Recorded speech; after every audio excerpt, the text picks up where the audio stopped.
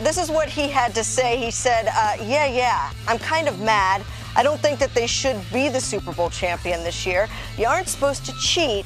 Cheating is not good, especially when you've got guys who are working their butts off for 365 days out of the year, and one person cheats. Whether it helps them win the Super Bowl or not, they still cheated and shouldn't be a champion.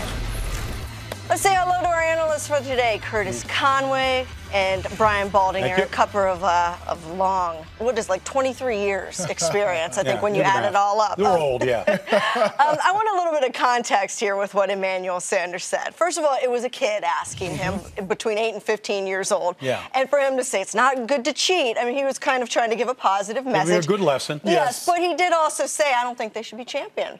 And you have to wonder if he is speaking the truth of what perhaps other players around the league are feeling.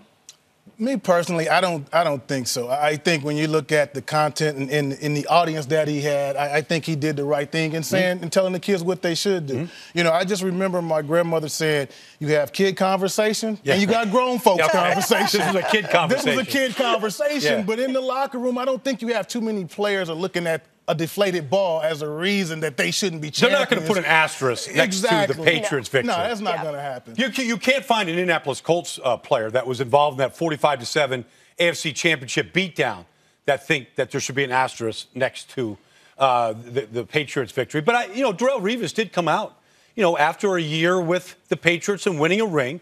He did come out as a member of the Jets and say, hey, look, the Patriots have a history of doing stuff. Yeah. And Tom Brady was there, and he was involved. And so that's – and then Revis went on to say, look, you can have your own opinion about whether that's cheating or not. So I really think that it's up to individual players. But I think across the board, I don't believe that the majority of NFL players think that they cheated. Yeah, Revis's exact words, this was May 20th. He said, the Patriots have a history of doing stuff. You can't hide that. Tom was there when they did that stuff in the past. This was a guy that was a member of the team. So I think there's probably people that think they have been doing things for years, but that stuff. He did mention the word Spygate in that as well. Revis did in the same quote. But I don't think that many people want to see the Super Bowl, the Lombardi Trophy taken away from them as a result of this. You have to wonder, too, I wonder if Peyton Manning called Emmanuel Sanders like, dude, stay in your lane. Let's focus on training camp.